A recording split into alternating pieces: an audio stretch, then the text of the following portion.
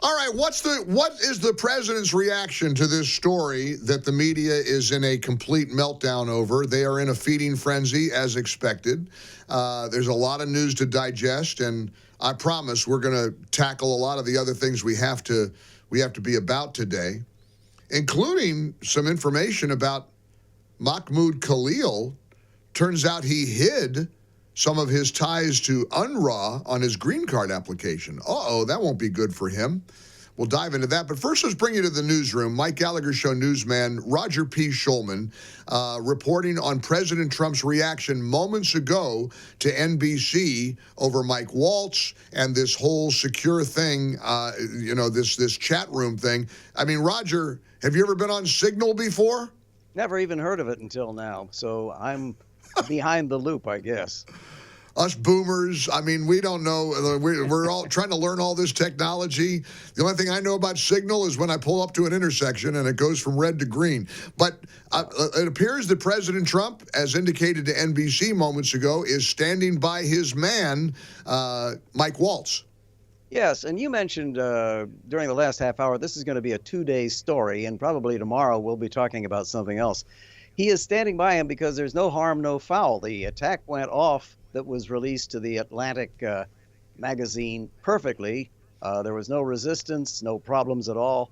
And he says they've learned from this, and he's learned a lesson, and he's a good man, and he is not going to be removed or anything else. We have so many ways of getting secret information to the wrong places. We've got emails, we've got texts, we've got all these things that we didn't have before, and it's so easy to have something like this happen. It used to be that secret information was in file cabinets that were locked and handled by certain people. Now, with everything shooting out over the internet, it's very difficult to keep a secret, and this was a major screw-up. No doubt about that. This is something that should not have happened, but since there was no loss of life on our side about it and everything went off fine, I think Mr. Trump is backing his people and wants to move on to bigger and better things. I'm really curious about the journalistic aspect of this in terms of, and let me ask you, because you've been covering news for decades, and I've been listening to you about the new Howard Franklin Bridge that opened up this morning, and that's a big story. But you've covered state, local, national stories for many, many years. Are you on? Let me word this delicately. You know everything there is to know about Florida. I mean, you're my go-to for everything. In the legislature, I mean, between you and Bill Bunkley, I mean, there's nothing we don't know about what's happening out of Tallahassee. Let me ask you about your relationship with public figures. I mean, you obviously have a good relationship with a number of newsmakers. Would you find it unusual if Mike Waltz had sort of a working relationship with a Trump-hating editor like this guy from The Atlantic? Or is that just part of doing business and you keep open all lines of communications? Do you have contact with maybe progressive or lawmakers who might not share your own personal ideology? Absolutely. You keep all lines of communications open. I was just communicating with somebody who is a very, you could call them a disagreeable person who has nothing to do with our corporate policy or our philosophies, but we keep the lines of communications open in a civil manner, right. just to know what's going on and keep an eye on things. And being a patriot and a former military person, if I received some top secret information from somebody, even if I didn't like them, I probably would take steps. But that's just me because of my military background. I was in the Army for 5 years and am a patriot, perhaps even before being a reporter in some cases. I am not going to do anything that's going to harm this country or put our military at risk. That's my philosophy. So with that in mind, what do you find fault with Jeffrey Goldberg of The Atlantic revealing some of the details of this chat room or this group text?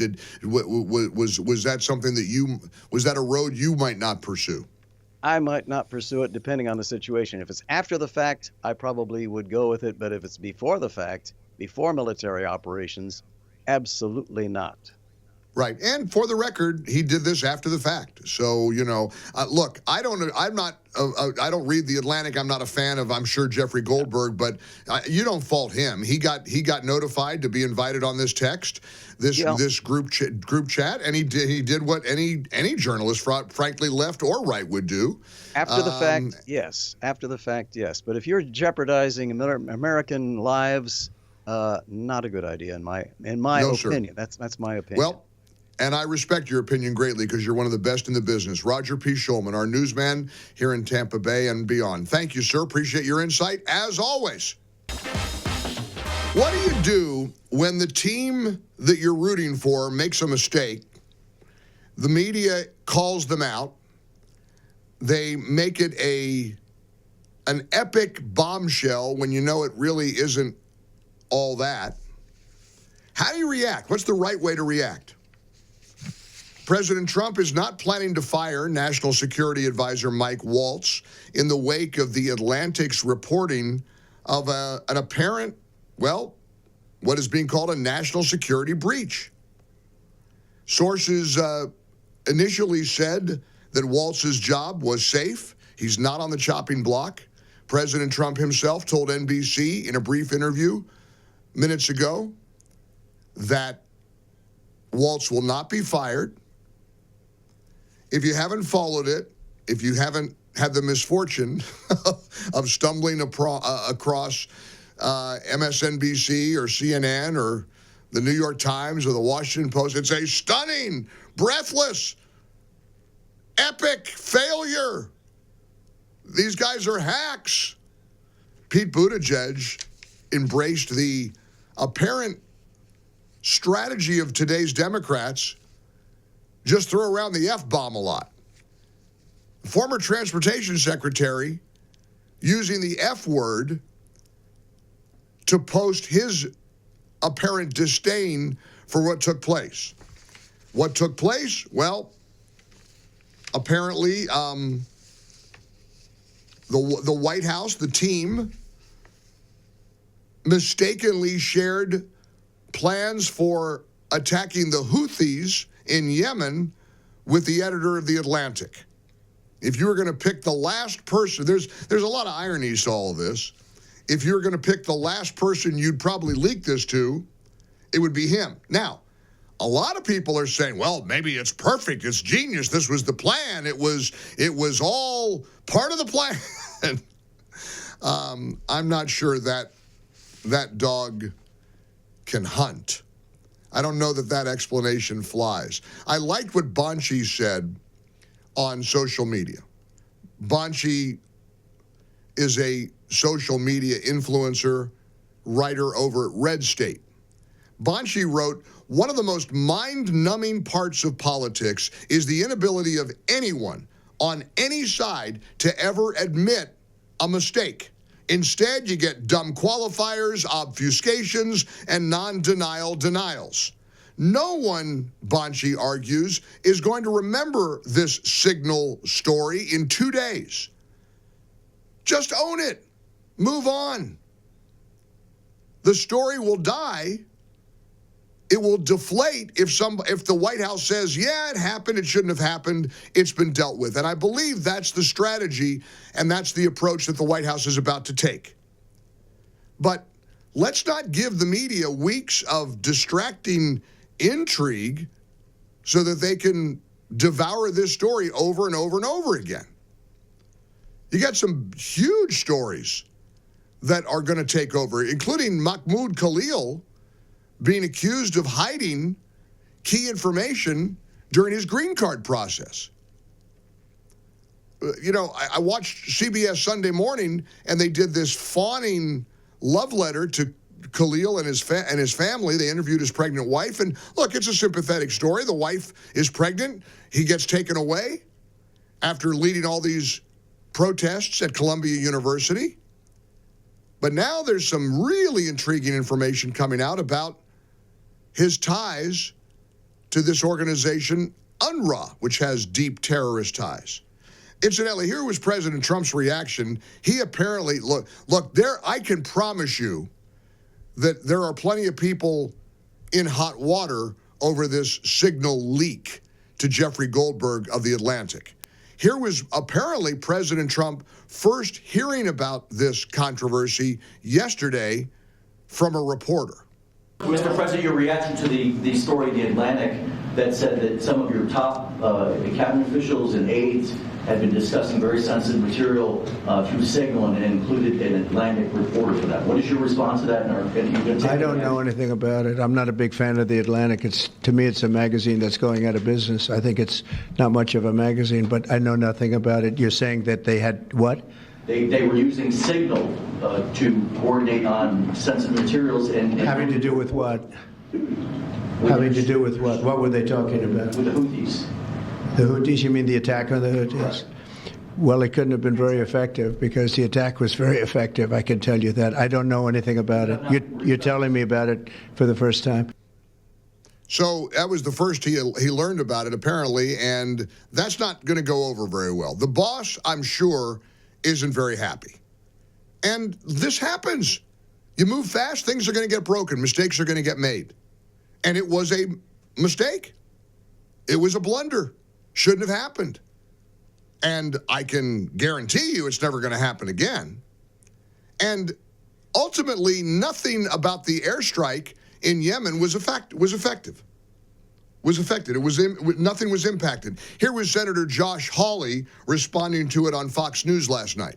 We don't know how much of this is accurate or not, but it looks like even if everything the Atlantic reported is true, it's the president's advisors discussing among themselves options they might recommend to the president. And nobody can deny the success of what the president is doing here, which is what Pete Hegseth just underscored. And this is what the leftist media is reduced to. They can't argue with the policies, which the American people support. They can't argue with this new demonstration of American strength that is keeping Americans safe at home and abroad. And so now we're griping about who's on a text message and who's not. I mean, come on. And that was, of course, reduced to, Senator Hawley says that the only gripe is who's on a text message. Well, of course, it's bigger than that. And he said more than that. He's taken out of context to some degree. But ultimately, it was a mistake. It was a blunder. It was a stumble. Shouldn't have happened. Okay, own it. Acknowledge it. Yeah, it shouldn't have happened. It's been dealt with. What's next? What's next? And there's a lot of next coming down the pike. 800-655-MIKE. Look, this is not, of course, the end of the world, and I don't think anybody's going to get fired over this.